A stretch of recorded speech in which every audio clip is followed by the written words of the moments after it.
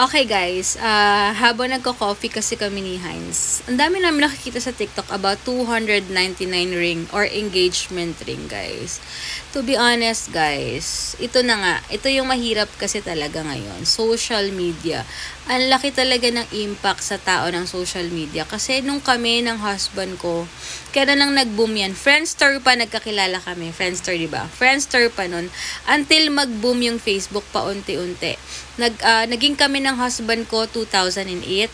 Kinasal kami ng 2014 pero bandang 2012 to 13 nag-uusap na kami na magsisettle down kami ng November 2014. Okay guys. Guys, to be honest, magiging honest ako sa inyo ha.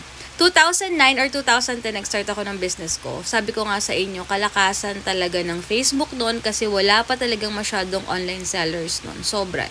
Isa ako talaga sa masabi mong nag-boom talaga na masasabi ko rin sa sarili ko guys.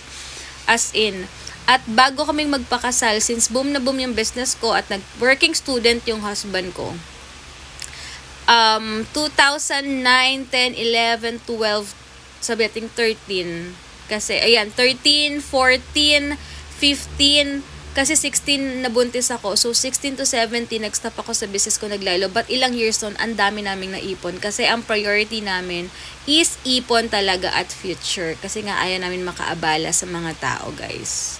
At very independent kaming pareho. So, imagine nyo ilang years na yun, guys, ang laki ng ipon namin. As in 6 digits, guys. Pero sobrang simple lang ng kasal namin. Totoo, binadgetan lang namin yung kasal namin ng 100,000 lang talaga guys. Literal na 100K.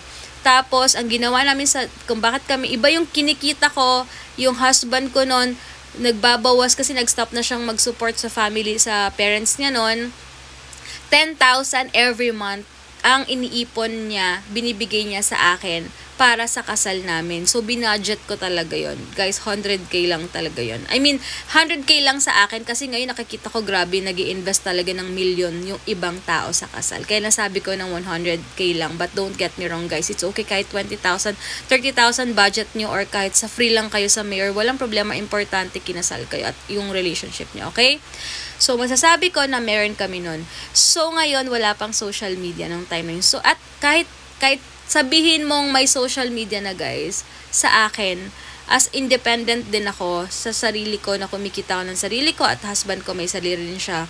I mean, yung husband ko rin kasi simula ng, di ba, mag-settle down tayo, binibigay niya talaga sa akin yung ATM ever since na mag-stop siyang mag-support sa parents niya. Akin na talaga yung ATM niya. So, imagine niyo paano siya bibili. Wala siyang pang surprise sa akin or what. Talagang, ever since talagang relationship namin is nagko-compromise kami, nagkakasundo kami. Never naging issue yung money. Kung may bibilin kami, binibili ko yung gusto ko. Pero, hindi rin talaga ako, ayoko sabihin na for social media lang. Pero guys, sa mga nakikita ko kasi, masyado tayo nape-pressure sa social media. Gusto natin makipagsabayan, gusto natin mas magaling, mas mahal yung nabibili natin, mas nagkakaroon tayo ng expectations. Katulad yan, 299. Guys, for me, sa totoo lang guys, ang sing-sing lang namin nun, ako pa bumili, kami bumili, nag-decide kami, Filigranacia, kung alam kung natatandaan yan, Filigranacia lang.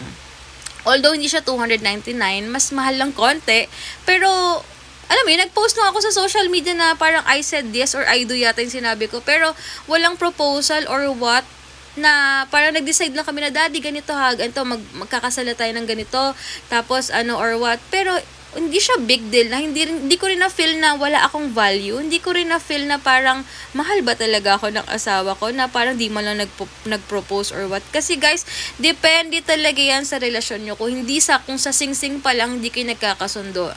I don't think guys, sorry to say that, pero what more pag mag-asawa na kayo. Sa sing-sing pa lang na 299, hindi na kayo magkasundo. Paano pa kaya kapag may pinagdaanan kayong mga pagsubok sa buhay? 299, napaka big deal.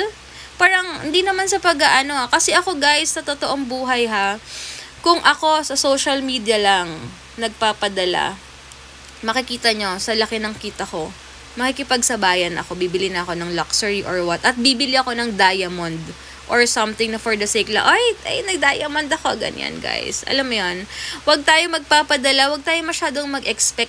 Tama yung mga nababasa ko dito guys, or napapanood ko yung ibang sinasabi nila na depende rin yan talaga sa budget, sa usapan nyo. But for us guys, alam nyo ba itong wedding ring namin na to, yung gold, ito real gold po yan.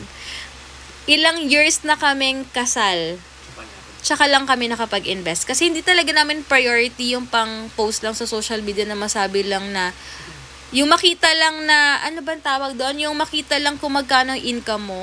Guys, wala yan sa suot natin, wala yan sa gold or something. Pero guys, depende yan sa inyo kung saan nyo gusto mag-invest ha.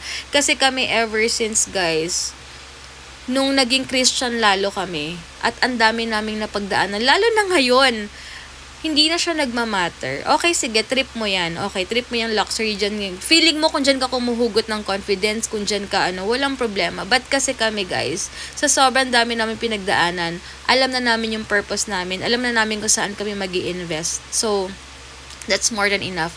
Kung ako, siguro nagpapadala ako sa social media, iisipin ko, oh my gosh, shucks, hindi nag-propose yung husband ko. Parang hindi ko naman pala deserve yun. Parang mabubisit ako, parang ganun. Pero, hindi ako ganun, at hindi rin ganun yung asawa ko. Nag-i-invest kami sa ibang bagay. Katulad ngayon, thank God, magki-16 years na kami sa January 18. As boyfriend-girlfriend kami nun. Iba pa yung asawa namin. Pero, katulad nito, parang hindi ko talaga makitaan na, ewan ko, sa akin lang yun Kaya guys, wag, promise guys, masyado lang mag-isip-isip kayo guys. Parang hindi sa parang 299 pesos, mabubisit ka sa asawa mo dahil yun lang, parang feeling mo wala kang value. Maging grateful na lang tayo na gusto mag-settle down dahil guys, sa panahon ngayon, ang dami naghihiwalay, ang dami nagloloko. Diba? Yung iba nga nagloloko dyan binibigyan ng diamond, grabe, pero naloloko, nangyari, nawawala, naghihiwalay sila. Pero guys, kung ako, ayoko mag-judge, pero nagbe-base lang ako dun sa post nga na parang ungrateful sa 299. Kung dyan pa lang guys, mas marami pa kayong pagsubok more than that sa 299 pesos compare sa pagsubok na susuungin yung mag-asawa sa pagsasama nyo. Tapos sa 299, masyashaken ka na, feeling mo wala ka ng value. Parang, hindi naman sa pagja-judge sa girl pero, diba, i-appreciate mo lang na gusto kang pakasalan ng asawa mo kasi hindi lahat ng lalaki ngayon gusto mag-settle down kasi iba takot. Takot silang mag-settle down kasi ayaw nila ng commitment, feeling nila na, ay baka pag ayoko na ito, iwan ko na lang to. Ang daling iwan kasi walang papers, walang divorce, walang ganyan. Magpasalamat na lang kahit tag 100 lang yan na gustong mag-settle down ng asawa mo with you, na gusto kanyang makasama habang buhay. Kesa sa diamond ka nga, sobrang syala nga ng singsing mo. Pero wala naman yung asawa mo. Magkakabilang bahay or maghahanap ng iba, or gusto mo na yung asawa mo ma-provide ka ng diamond pero walang oras sa'yo. Mas marami pang time sa trabaho or sa ibang bansa kaysa magkasama kayo. Invest kayo sa time, sa quality time. I-appreciate niyo yung asawa niyo kung ano lang kayang ibigay. Kasi guys, kung magtutulungan kayo, walang imposible. Si God magmumultiply ng pinaghihirapan niyo. Yung 299 na yan, truth, yung 299 na yan guys, malay nyo pag nagsama kayo, darating yung time pa nagsikap yung asawa, pag binigyan mo siya ng chance at naging grateful ka, baka more than 299 or more than million pa kayang ibigay ng asawa mo. Huwag nyo mong i-judge yung asawa mo at huwag mong i-underestimate yung mga lalaki hindi pa afford. Pero yung gusto ng lalaki na mapursu ka, for sure magpupursige pa yan na makasama ka habang buhay. Kasi ang iisipin ng asawa mo, tinanggap niya ako ng 299 lang yung kaya kong ibigay. So, deserve mo kapag siya naging successful. Deserve mo pa ang maraming bagay na kasama siya. Mas ma-appreciate ka ng asawa mo na tinanggap mo siya, ng ganito siya, until maging successful siya. Mas malaki pa yung reward na makukuha mo. So, ako lang guys, ititake ko lang, sabihin ko sa inyo, maging grateful na lang kayo.